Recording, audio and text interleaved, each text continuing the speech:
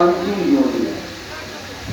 बाद यही गाय जो है बेटी के रूप में और यही बकरे और बैल जो है बेटा के रूप में जन्म लेते हैं। इनको रोटी खिलाने का, इनकी सेवा करने का बड़ा लाभ मिला। माँ जो है वो रोटी बना रही थी आंगन में चूल्हे पर, एकदम आया और आते ही तुरंत जितनी रोटी बनाई थी वो सब रोटी उठाया, क्योंकि घर के दरवाजे पर एक पुलिया गाय जो है खड़ी थी। ले जाकर के सारी रोटी वहां डाल दिया गाय को। इतने में सेठ की दुकान बंद कर दिया है।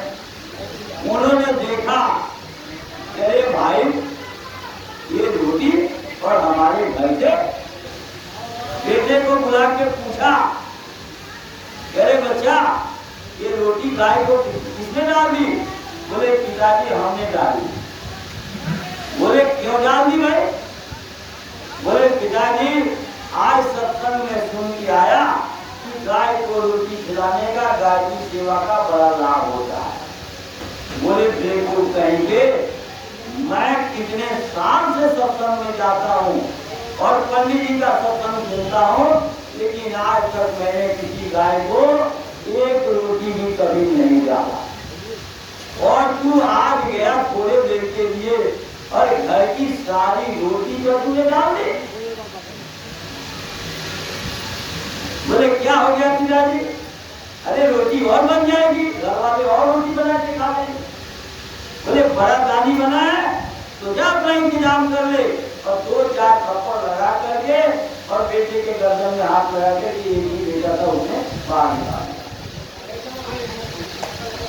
जब आगे गया तो देखा कि एक सांप जो है एक मेढक का गर्दन पकड़ था, और मेढक करता। जब जो है वो मुंह खोलता था तो आवाज आती थी, और जब सांप जोर से दबा लेता था तो उसकी आवाज बाहर जाती नहीं थी। उसने देखा कि बताओ इस मेढक की कोई गलती नहीं और सांप इसको खाने के लिए इसका गर्दन दबा रखा। उसने एक पत्थर उठाया और पत्थर उठा करके और उसने ऐसे मारा, जैसे उसने मारा तब तक जो है सांप को दहशत हो गई। उसने मुंह खोला और मेढक जो है पानी में कूद गया। मेढक की जान बच गई। अब उसके बाद जो है वही सांप सोचा कि इसने तो मेरा भोजन जो है छीन लिया, ये मेरा आहार था, मेरा भोजन था मेढक, और इसने मेरा भोजन छीन लिया, मेरे साथ अन्याय किया। और उस सेठ के बच्चे के तरफ दौड़ के आया उसको खाने के लिए गुस्से में। तब तक जो वहां अलसी के यानी तीसी अलसी के दर्शन पड़े, उसने जल्दी जल्दी में ऐसे ऐसे किया और उसके दोनों हाथ से खून निकल गया। उसने ऐसे हाथ कर दिया और टप टप टप टप टप खून जो है गिर गए। सांप आया, खून पी लिया, खून पी के चला गया।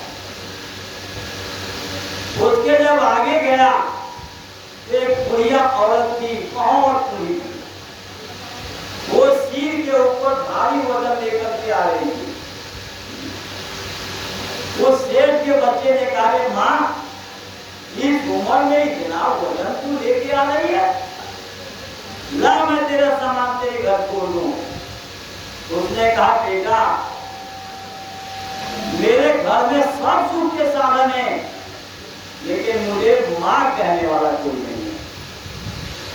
तू मुझे माँ कह के पुकार रहा, मेरे साथ चल, तू मेरा असली बेटा और मैं तेरी असली माँ हूं।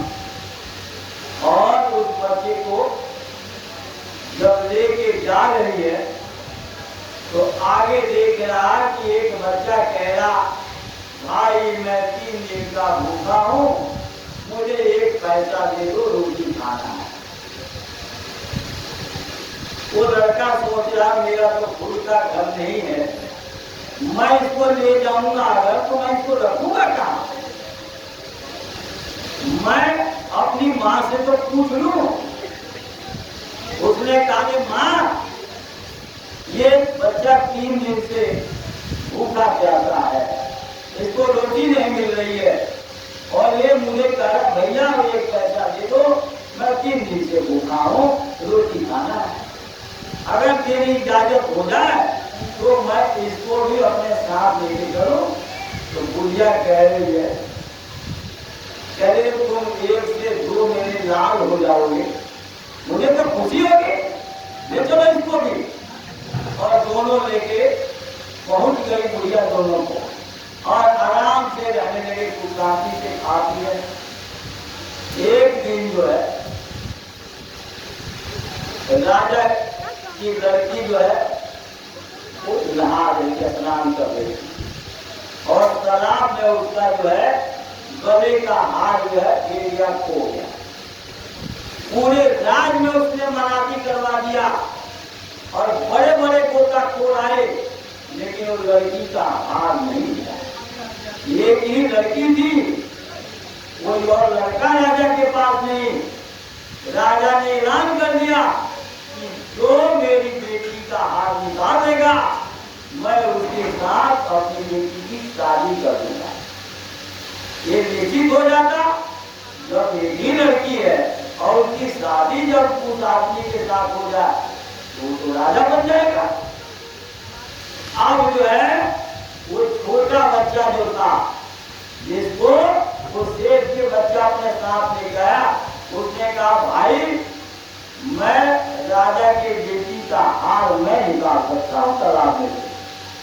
बोले अरे भाई, बड़े बड़े गोताखोर जब इस काम को नहीं कर पाए तो तुम कैसे इस काम को कर पाएगा? कहीं तू डूब गया, मर गया तो मैं अकेला रह जाऊंगा, मुझे भाई कहने वाला कोई नहीं रहेगा। आज क्या भाई को गोली मार देते हैं तो भैया भाई का हिस्सा भी जमीन मकान मुझे भी मिल जाएगा। लेकिन उसने ये कहा कि भाई जो है मुझे भैया कहने वाला नहीं रहेगा, तू इस काम को मत कर, मुझे राजा नहीं बनना। उसने कहा अरे मैं नहीं डूबूंगा, मैं नहीं मरूंगा, मैं एक ही डुबकी लगाऊंगा और हाथ निकाल के ले आऊंगा। भैया तुम चिंता मत करो, बस मुझे इजाजत दे दो। राजा के पास गया, उसने कहा कि राजा साहब मैं हाथ को निकाल दूंगा, पर मेरी एक शर्त है कि हार मैं निकालूंगा और शादी आपके बेटी की मेरे भैया से होगी, शादी मेरे भैया से होगी, हार मैं निकालूंगा, जान को जोखिम में मैं डालूंगा, लेकिन शादी मेरे भैया से होगी आपकी। राजा ने कहा मुझे कोई दिक्कत नहीं है, तुम मेरी बेटी का हाथ निकाल दो। जैसे उसने जोखी लगाया और एक ही बार में हाथ लेके राजा के हाथ को सौंप दिया। बड़ी खुशी हुई और तुरंत शादी की तैयारी शुरू हो गई। बुढ़िया माँ को भी बुलाया, वहां ऊंचे आसन पर बैठाया उसको।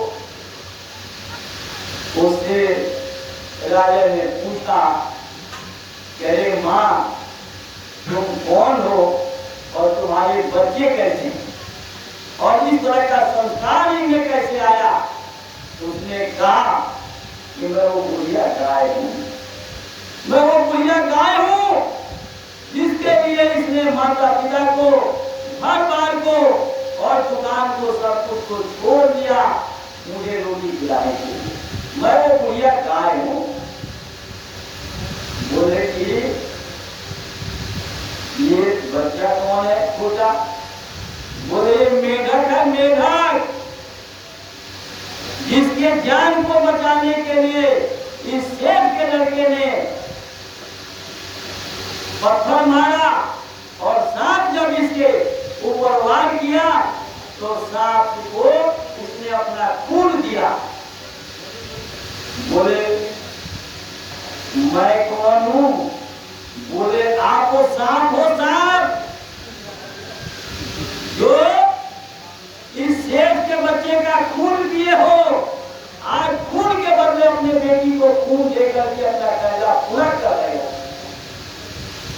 दृष्टांत, तरह तरह का दृष्टांत महात्मा समझाते हैं हम लोगों के सामने, फिर भी हम लोगों की समझ नहीं आया।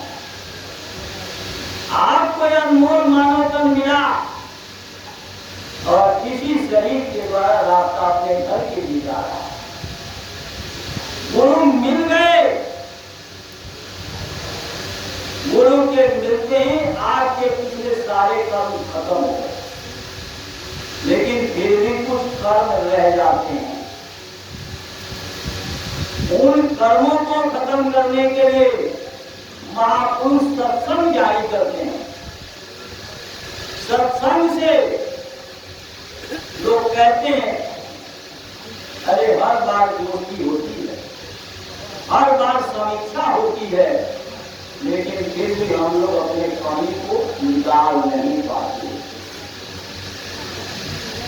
एक आदमी होता है जो कूड़ा ही फैलाएगा और एक आदमी होता है जो कूड़े की सफाई करता है। अनामी लोग को छोड़ करके सदगुरु धराधाम पर अवतरित होते हैं हम जीवों को ले जाने के लिए, लेकिन जिसके देश में रहते हैं वो हमारा मित्र बन करके हमारी आत्मा का हर बार भारी नुकसान करता है। गुरु महाराज कल सत्संग में सुना रहे थे, मोबाइल में सुन रहा था। गुरु महाराज सुना रहे कि दोनों आंखों के मध्य भाग में आपकी जीवात्मा बैठी हुई है। मन, बुद्धि, चित्त और अहंकार, ये चार पहरेदार आत्मा को घेरे हुए हैं। ये चार पहरेदार ऐसे लगे हुए हैं कि आत्मा को यहाँ से निकलने नहीं देते। लेकिन जब गुरु की दया से वो शब्द सुनने को मिलेगा, तब आत्मा इन चारों पहरेदारों की सरहद को, बाउंड्री को तोड़ करके और बाहर हो जाएगी। लेकिन जब वो शब्द सुने मन माने भाई, शब्द सुने मन माने। जब तक शब्द नहीं सुनोगे तब तक मन जो है सूरत का साथ ये बार बार प्रार्थना करती है, सूरत मन रे मान बचने की मेरा, मैं तेरी दासी जन्म जन्म की, तू हुआ स्वामी मेरा। तीन लोग का नाथ कहावे, तीन देव तेरा चीरा। इसी मुनि सब पर हुक्म चलावे, यति सती सब मेरा। तेरे बस जोगी कोई तेरा हुक्म न देगा। ऐसी महिमा सुनी तुम्हारी, ताके तुम पर करुणी होला। इस चंदनगरी सुख के देश में एवं कैदी हो पड़े अंधेरा। तुम वहां चलना, राज कमाना, मैं पहुंचू जहाँ सतगुरु मेरा।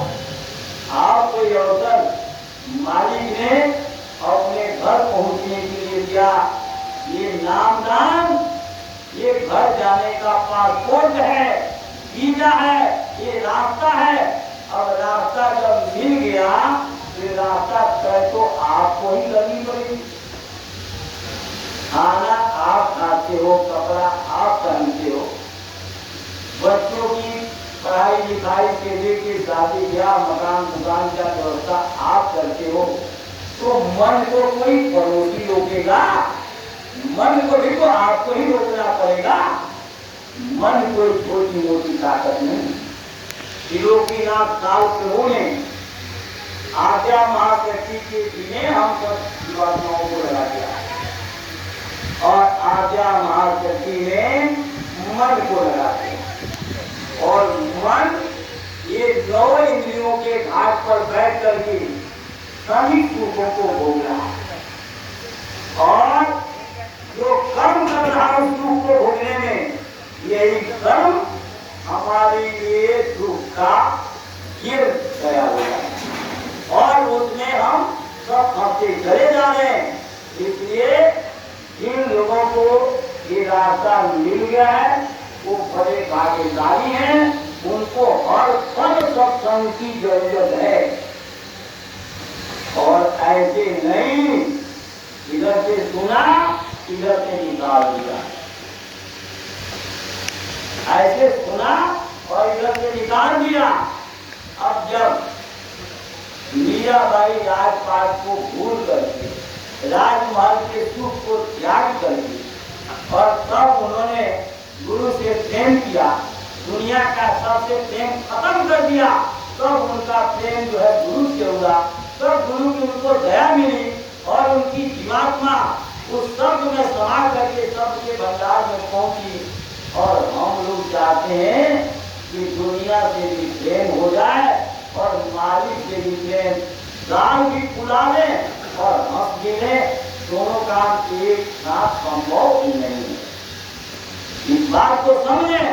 हंसल कथाए फुलाए गाला, कथा करके हंस भी लो और गाल भी फुला लो, दोनों एक साथ संभव नहीं। जब तक दुनिया से प्रेम रहेगा, आपका प्रेम दुनिया के ठिकानों पर तकसीम रहेगा, तब तक मालिक से प्रेम नहीं होगा। जैसे अभी आपने सुना कि जो आपका प्रेम माता पिता से था, वो आज अपने पत्नी के साथ